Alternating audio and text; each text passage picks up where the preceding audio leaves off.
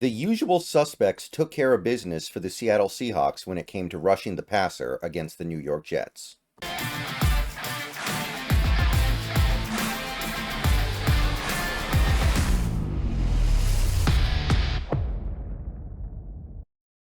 What's going on, everybody? Good morning. It's Friday. Made it to the end of the week. Made it to almost the weekend. Got some fun college football stuff going on tomorrow. Got some NFL stuff going on the next day. So buckle in for another fun weekend. But before we get there, we got a little more business we got to take care of. We got to talk about pass rush. We got to talk about how the Seahawks did getting after this week Aaron Rodgers. Are they getting it done on that front? Are they finding a way to make the opposing quarterback uncomfortable? And who is doing it? Who is doing it? Well, we know one guy who's doing it for sure, right? And he is the only defensive lineman who got a pressure this week. It is Leonard Williams with 2. Now, hard luck here. He had a third pressure and also a third sack in this game, but face mask took it away. It was a face mask, but it was very, very incidental. So that's just hard luck for him. But we have 5 games left, and Williams has already beaten my projection for him this season, and he's playing his best football right now, period. And don't get me wrong, a lot of what he's doing that is good is not captured in pressures. Like, his contributions right now go beyond pressuring the quarterback. What he's doing is also about stopping the run. It's about making plays in coverage. It's about blocking extra points. It's everything, man.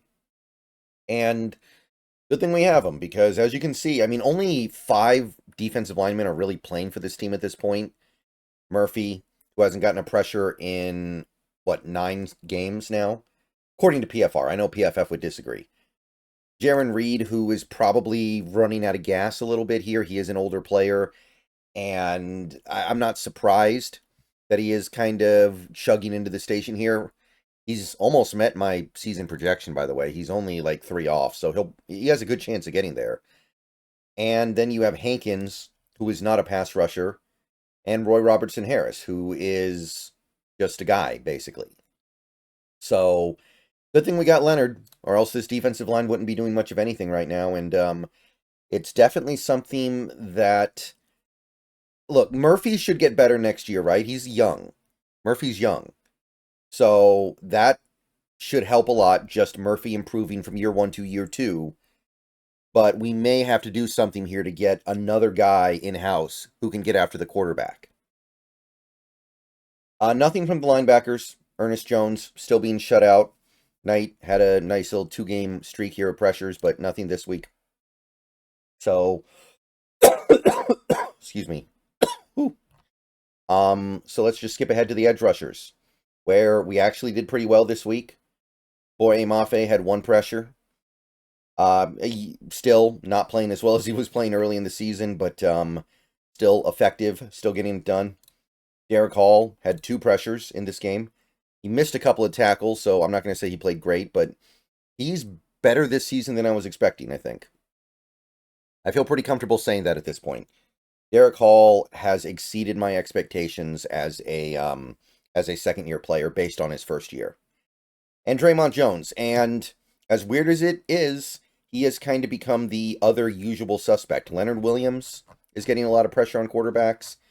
Guess what? Draymond Jones, more often than not, is showing up and applying pressure. Now, sometimes that pressure isn't the most impactful. This game may have been an example of that, if we're being honest. He's not always actually making his pressures count, but he is doing what he can. It's not so much something that he can control at times. And eventually your pressures are going to break through. And bottom line is, 3 pressures from PFR in 1 game is still really good. And you can see, partially because he's played more than I thought he was going to this year, he's already beaten my projection for the year by far. And we got 5 games left. So Draymond Jones, he continues to churn along here, having a respectable season. PFF and PFR would both tell you the same thing. And some of it is just availability, like he's just the guy who's there. I get it, but he's getting it done. So that's 6 pressures from the edge room combined, so that's good, right? It's not quite as good as early in the season when we were churning out 8s and 9s, but it's as good as it's been since then. And given the fact that we've been without Nwosu all year, I can't really be critical of that. Like, you wouldn't have expected an edge room losing probably their best edge player to do particularly well. And they've held their own. They've held their own, man. All right, so that's all you can really say about the edge crop. Cornerback, nothing this week. And safety, we did get one.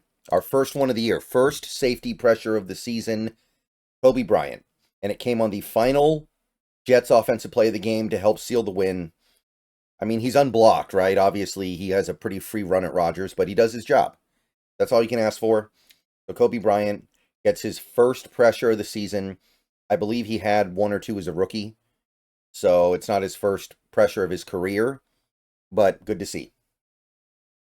And that's it. That actually takes us home. So 9. We got 9 pressures in this game, which it's kind of interesting, right? You've got 9 pressures in the previous game against the Cardinals and 9 pressures in this game against the Jets. Watching the game, I felt like we did a great job getting pressure against the Cardinals, and I didn't think we did a very good job of getting pressure against the Jets.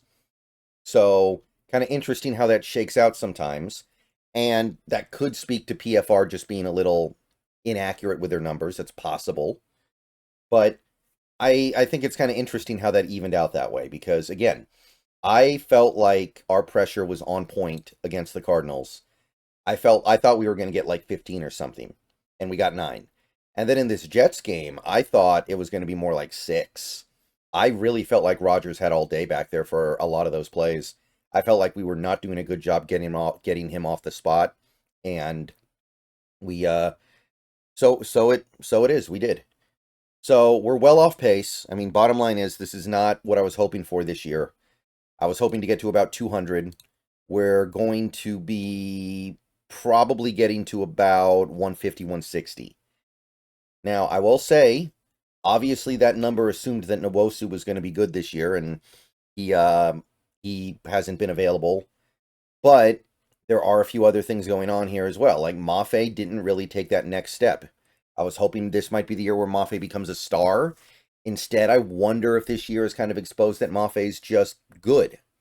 Maybe he's just another good player. I think that there have been some circumstantial things with him that have held him back a little bit this year, but maybe he's just a plus player and that's it. Right? I was hoping for a lot more from Murphy. I was hoping for a lot more from Mike Morris, who basically is a pure backup on this team. He doesn't really play. He plays special teams. When we traded for Roy Robertson-Harris, I thought we were going to get something there. He basically just plays the snaps that Leonard Williams can't play because he would collapse if he played that many snaps. Ernest Jones, not a big thing, but I thought we were getting one of the better pass rushers at the inside linebacker spot in the league, and so far he hasn't sniffed close to home.